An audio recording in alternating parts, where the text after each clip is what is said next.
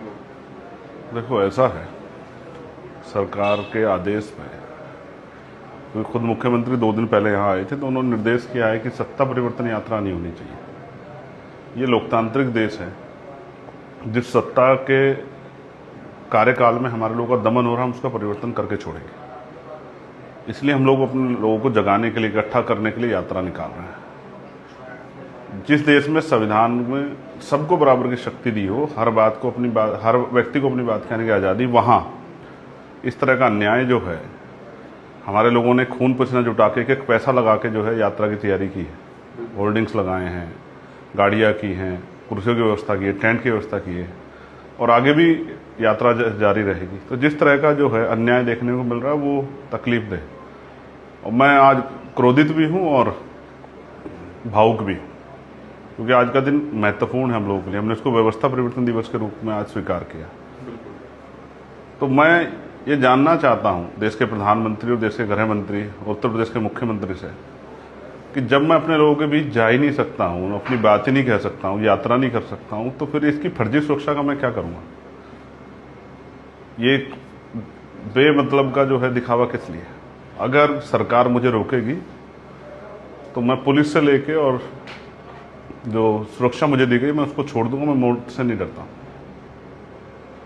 मैं आज रात को 8 बजे संकल्प लूँगा, अगर सरकार का यही रुख रहा और एडमिनिस्ट्रेशन ने हमें अपना कार्य नहीं करने दिया, हमारे लोगों की भावनाओं का अपमान किया, क्योंकि आप जानते हैं ना, वो देश है जहाँ हमारे महापुरुषों ने संकल्प लिए, प्रतिज्ञा की है। बाबा साहब ने कहा था मैं हिंदू धर्म में पैदा हुआ हूँ, ये मेरे बस की बात नहीं थी कि मैं हिंदू धर्म में मरूंगा नहीं। काशीराम साहब ने घर परिवार छोड़ दिया, सुख सुविधाएं छोड़ दी, और मैं उन्हीं का अनुयायी हूँ। अगर आज इन्होंने ये अपमान और अन्याय किया तो मैं आज 8 बजे संकल्प लूँगा, फेसबुक के माध्यम से लाइव आके अपने साथियों के साथ, कि कोई कुछ भी हो जाए, जब तक इस अपमान का, इस अन्याय का और ये जुल्म जाति जो हमारी बहनों बेटों पे हो रही है, इनको क्या पता है पुलिस के लोगों को या नेताओं को? क्योंकि रोज तो हमारी बहनों की किस्मतें लूट रही है, उनकी हत्या हो रही है, हमारे घर चलाए जा रहे हैं, हमारे घरों पे बुलडोजर चल रहा है, हमें मारा जा रहा है, हमें मार के लटकाया जा रहा है, हमारी जो है हत्याएं हो रही है, हमें जलाया जा रहा है, नौजवान बेरोजगार है, पेपर लीक हो रहे हैं, नौजवान मर रहा है। इनको क्या पता है महंगाई ने कैसे गरीबों को कमर तोड़ दी? सत्ता में बैठे लोगों को नहीं पता है। तो मैं संकल्प लूँगा 8 बजे। उससे पहले मैं पूरा प्रयास करूँगा कि शासन प्रशासन मेरी बात को मान जाए, लेकिन अगर आज ये नहीं हुआ तो उसके बाद जो फैसला लूँगा मैं उसको निभाऊंगा। और मैं बहुत जिद्दी आदमी हूँ, अगर मैं कुछ संकल्प करता हूँ तो मैं उसको निभाता हूँ, हर कीमत पर निभाऊंगा, चाहे सुरक्षा छोड़नी पड़े, चाहे घर बार छोड़ना पड़े, कुछ भी करना पड़े, जो भी तय कर लूँगा उसको करूँगा, लेकिन चुप नहीं बैठूंगा, ये बात बता रहा हूँ। मुख्यमंत्री जी भी इस बात को सुन लें कि मैं बहुत जिद्दी आदमी हूँ, अगर जिद पे आ गया तो फिर जो होगा उसकी जिम्मेदारी आपकी होगी। लेकिन क्योंकि मैं घर नहीं गया आज, तो मुझे लगा कि उस माँ की जगह इन माओं से आशीर्वाद लिया जाए। सबसे कहते हैं ना, जब घर से निकलते हैं तो माओं का आशीर्वाद लेके निकलते हैं। तो आज हम एक बहुत महत्वपूर्ण काम पे निकल रहे हैं, वो बात मैं आपके सामने रखूंगा, उसके बाद फिर मैं आपसे आशीर्वाद लूंगा, फिर मैं यहाँ से जाऊंगा। मैंने आपको यहाँ क्यों बुलाया, इसी जगह क्यों बुलाया, इसके पीछे भी एक पूरा किस्सा है। तो मैं अपनी बात आपसे जब रखूंगा तो सारी बात बता दूं। तो मैं उस टीम का पूरी का धन्यवाद करता हूं जो इस टीम का नेतृत्व कर रही है, जो अपना समय छोड़ के, समय निकाल के इस काम को आगे बढ़ा रही है। और भाई प्रशांत जी का भी, ललित जी का भी, उनकी पूरी टीम का भी धन्यवाद करूंगा जो इस काम को बहुत मजबूती से कर रहे हैं। मैंने 2 दिन पहले उनसे कहा था कि महिलाओं का, माओं का, बहनों का एक अलग कार्यक्रम करेंगे। हर बार क्या होता है कि पुरुष बैठ जाते हैं मंच पे, महिलाएं बेचारी रह जाती है और वो बैठी रहती है वहां। तो मुझे लगा एक कार्यक्रम ऐसा होना चाहिए जहां महिलाओं का ही मंच हो और उन्हीं को मंच पे बिठाया जाए और उन्हीं को वही सुनने वाली, इसलिए कार्यक्रम अलग रखा, किसी को यहां बुलाया भी नहीं। तो मैं सबसे पहले सभी संतों, गुरुओं और महान पुरुषों को नमन करता हूं। और ये जो ऐतिहासिक स्थल है, मैं यहाँ पहले भी आया था और जब जब मुझे समय मिलता मैं आता रहता हूं। अभी कुछ दिन पहले भी मैं यहाँ आया था। हमारे यहाँ माना जाता है कि हम अपनी ऐतिहासिक जगहों पे खड़े होकर जो बात कहते हैं, हम उसको झूठ नहीं बोलते हैं। हम उसको वही बात कहते हैं जिसको हम निभा सकते हैं, जिसको हम कर सकते हैं। कहते हैं ना भाई, हालांकि इन चीजों में कुछ रखा नहीं है, क्योंकि हम लोग महापुरुषों को मानने वाले लोग हैं, विश्वास पाखंडवाद को नहीं मानते, लेकिन कहते हैं ना, कोई माँ की के सर पे हाथ रख के कोई झूठ नहीं बोलता है, या अपनी बहन को या बच्चों के सर पे हाथ रख के कोई झूठ नहीं बोलता। तो ये एक बड़ी ऐतिहासिक स्थल है। मैं उन तमाम महापुरुषों को याद करूंगा जिन्होंने अपना और अपने परिवार का बलिदान दे दिया हम लोगों के लिए, कि हमें स्वाभिमान सम्मान का जीवन मिले, हक अधिकार मिले। जब से इस आंदोलन में हम लोग जुड़े हैं और आज तक एक लंबा समय बीत गया है। मैं देश भर में जाता हूं, दुनिया में भी घूम के आया हूं। मैं मानता हूं अगर सबसे बुरी स्थिति किसी की है तो वो महिलाओं की। पूरी दुनिया में, देश में, कई प्रदेशों में घूम के मैं कह सकता हूं कि अगर सबसे बुरी स्थिति है किसी की तो वो महिला। और संविधान के आने के बाद महिलाएं आगे भी बढ़ी हैं, ऐसी बात नहीं कि आगे नहीं बढ़ी। बहुत सारी महिला आगे बढ़ी हैं, कुछ डॉक्टर बनी हैं, कुछ इंजीनियर बनी हैं। हमारे यहाँ डीएम महिला है, हमारे यहाँ आईडीएम महिला है, कुछ आईएएस आईपीएस भी बनी है, कुछ वकील बनी है, कुछ जज बनी है। जिन्होंने शिक्षा को माना है वो आगे बढ़ी है। और राजनीतिक प्रतिनिधित्व के कारण महिलाओं को जो राजनीतिक प्रतिनिधित्व मिला है, वो गांव के प्रधान भी बनी है, विधायक भी बनी है, सांसद भी बनी है, चेयरमैन भी बनी है, जिला पंचायत सदस्य बनी है, जिला पंचायत के अध्यक्ष भी बनी है। बहुत सारे पदों पे वो गई। लेकिन इस पूरे उसमें घूम के मुझे ऐसा लगा है कि हमारे सारे महापुरुषों ने महिलाओं को अधिकार मिले, इसके लिए सबसे ज्यादा काम किया कि महिलाओं को अधिकार मिले। क्या आज महिलाएं अधिकार प्राप्त कर चुकी हैं? क्या महिलाएं आज अपने मन से अपना जीवन जी पा रही हैं? क्या पढ़ी लिखी महिलाओं को रोजगार मिल रहा है? क्या आज भी न्यूनतम वेतन का लाभ महिलाओं को मिल रहा है?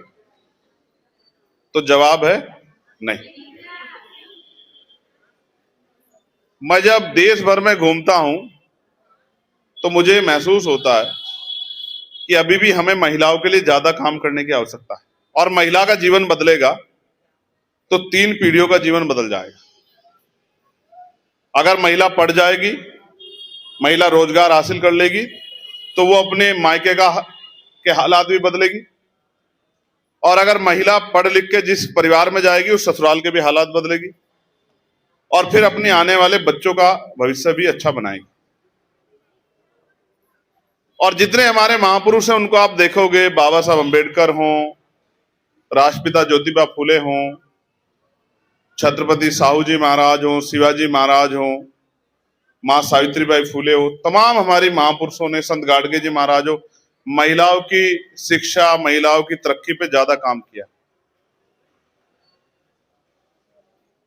जब तक महिलाओं के हालात नहीं बदलेंगे तब तक देश के हालात नहीं बदलेंगे। तो महिलाओं के हालात बदलने के लिए बहुत बुनियादी काम करने पड़ेंगे। आज 4 जून है, हम लोग एक यात्रा जो शुरू कर रहे हैं, वो यात्रा हम लोग महिलाओं के साथ साथ पढ़े लिखे बच्चों को, नौजवानों को, पढ़ने वाले बच्चों को, पढ़ने वाली बच्चियों को, किसानों को, मजदूरों को, उन तमाम लोगों को बुनियादी हक देने की यात्रा हम लोग शुरू कर रहे हैं, जिससे उनके जीवन में बदलाव हो। जो मैं करना चाहता था वो मैं अभी तक नहीं कर पाया। उसका कारण क्या है कि आप लोगों ने मुझे आशीर्वाद देके ताकत दे दी, लेकिन देश भर में वो परिवर्तन नहीं हुआ जिस परिवर्तन को हम लोग चाह रहे थे। और वही सत्ता वापस लौट आई। वो सत्ता वापस लौट आई तो जो हम लोग करना चाहते थे वो अपने क्षेत्र में नहीं कर पा रहे। अभी हम पे क्या है, एक कमरे की चाबी है, घर की चाबी नहीं है। उस कमरे की चाबी में हम उस कमरे का भला कर सकते हैं। कहीं सड़क नहीं, सड़क बनवा सकते हैं, कहीं लाइट नहीं लगी, लाइट लगा सकते हैं, कहीं नाली की खराबी है, नाली खराबी ठीक कर सकते हैं, बिजली की व्यवस्था है, उसमें थोड़ा सा काम कर सकते हैं। लेकिन जो मुख्य काम है, जिस काम के लिए हमने आंदोलन शुरू किया, महिलाओं को घर पे रोजगार देना, जो पढ़ी लिखी महिलाएं उनको भी और जो नहीं पढ़ी लिखी उनको भी। बच्चों को अच्छी शिक्षा दिलाना, पढ़े लिखे नौजवानों को रोजगार दिलाना, आशा बहनें, आंगनबाड़ी बहनें, भोजन माताएं, पंचायत सहायक, रोजगार सेवक, होमगार्ड की बहनें, पीआरडी की बहनें, उन सबको उचित वेतन और राज्य कर्मचारी का दर्जा दिलाना, वो काम हम नहीं कर पाए। शिक्षा मित्रों को, तमाम उन बहनों को जिनका अधिकार बैठता है, जो यहां काम करती हैं अस्पताल में, आज मजबूरी में 5,000, 7,000, 10,000 रुपए पे काम करने के लिए मजबूर। आप मुझे बताओ, इस बढ़ती महंगाई में जहां सिलेंडर जो है 1,000 रुपए के करीब मिल रहा हो, क्या हम लोग 5,000, 7,000 रुपए में अपना घर चला सकते हैं?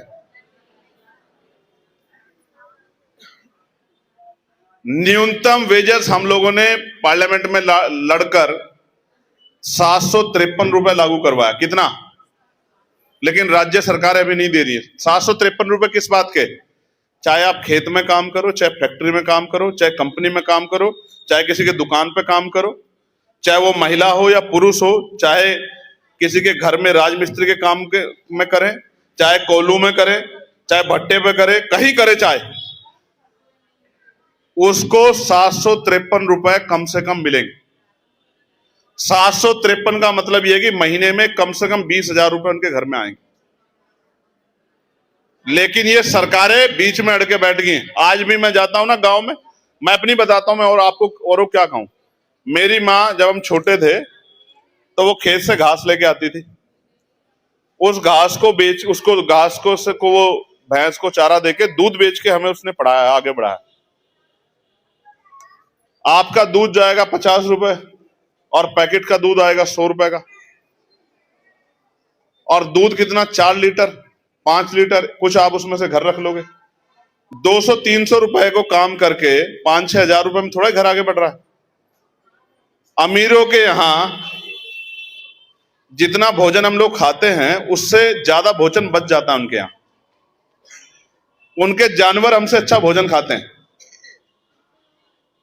उनके जानवरों के लिए एसी लगा हुआ है, गर्मी के सर्दी के लिए हीटर लगा हुआ है, अच्छे गद्दे हैं, अच्छी दवाइयां, और हम लोग गरीबी, बेबसी, लाचारी के जीवन में अपना जीवन यापन कर रहे हैं। हमने 22, 32, 33 मुद्दे बनाए। हमारी बहनों के जरिए वो मुद्दे आप तक पहुंचेंगे। कुछ बहनों ने बताए भी होंगे। मैं आज आपको कह रहा हूं, मेरी बात को गौर से सुन लो, और जो मैं इस गुरु घर में खड़े हो कह रहा हूं, वचन दे कह रहा हूं, जब तक मेरे शरीर में लहू का आखिरी कतरा रहेगा मैं इस काम को पूरा करने के लिए लड़ता रहूंगा। जो बात मैं आज कह रहा हूं आपको, मैं इसको सभा में कहूं तो हो सकता है कि, हालांकि मैं अपनी बात से इधर नहीं होता, लेकिन अगर मैं सभा में कहता हूं तो हो सकता है उसमें कोई राजनीतिक बात हो, लेकिन मैं गुरु घर में खड़े होकर कह रहा हूं तो मैं वचन दे के कह रहा हूं कि मैं मिट तो सकता हूं लेकिन अपनी बात से पलट नहीं सकता। कक्षा 1 से 12 तक की पढ़ाई मुफ्त करेंगे बच्चों के लिए, बच्चियों की कक्षा 1 से 12 तक की पढ़ाई।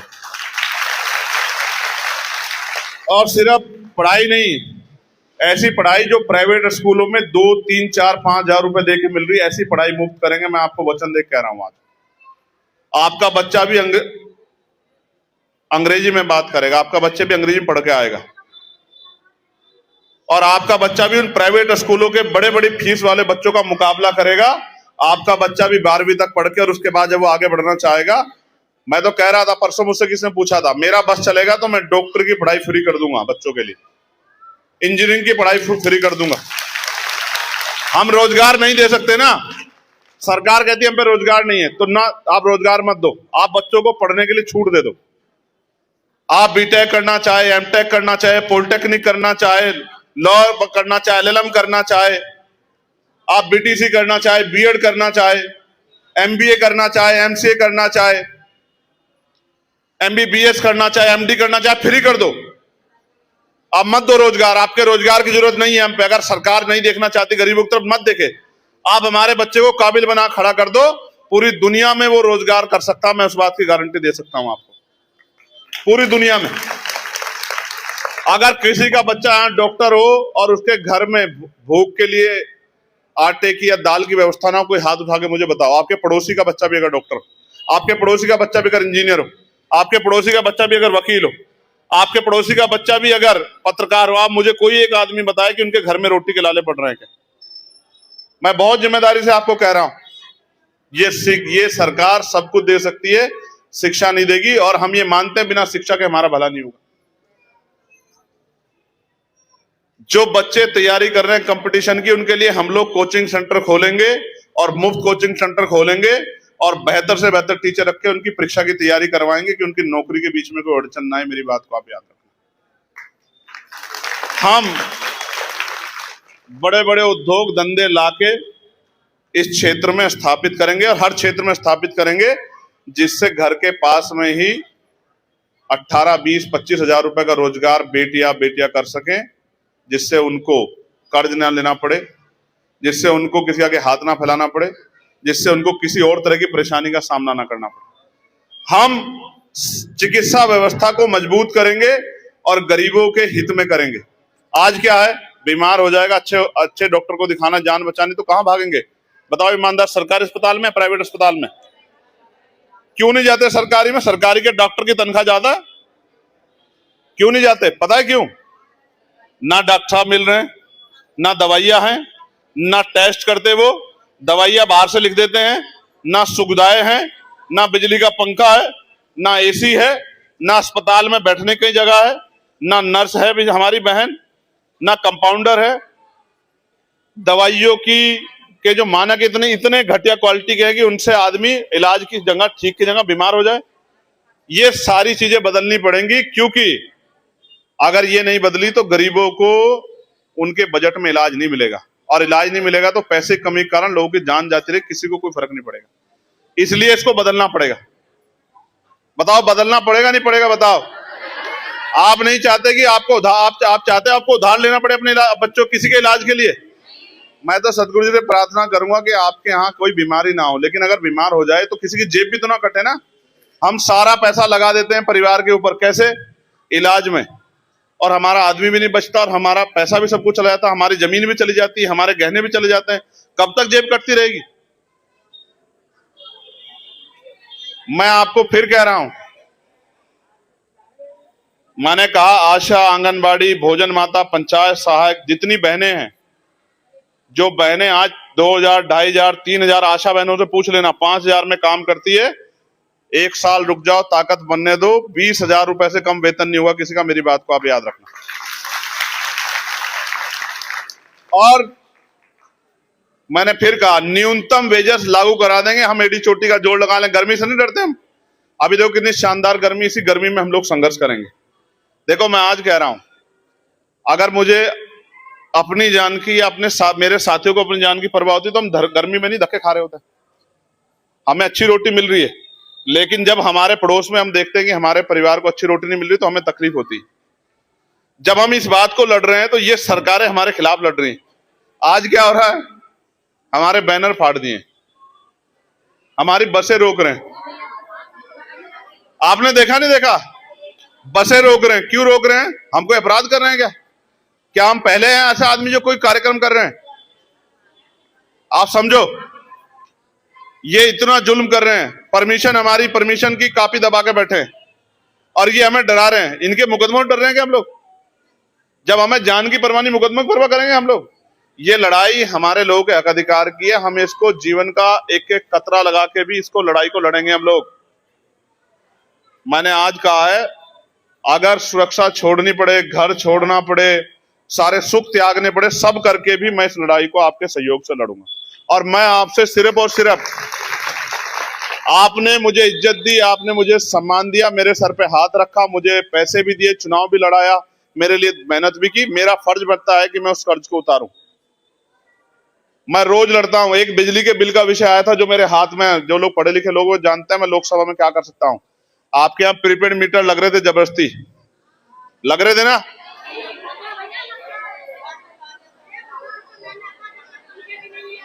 देखो आज सुन लो मेरी बात को, अब मेरी बात सुन लो।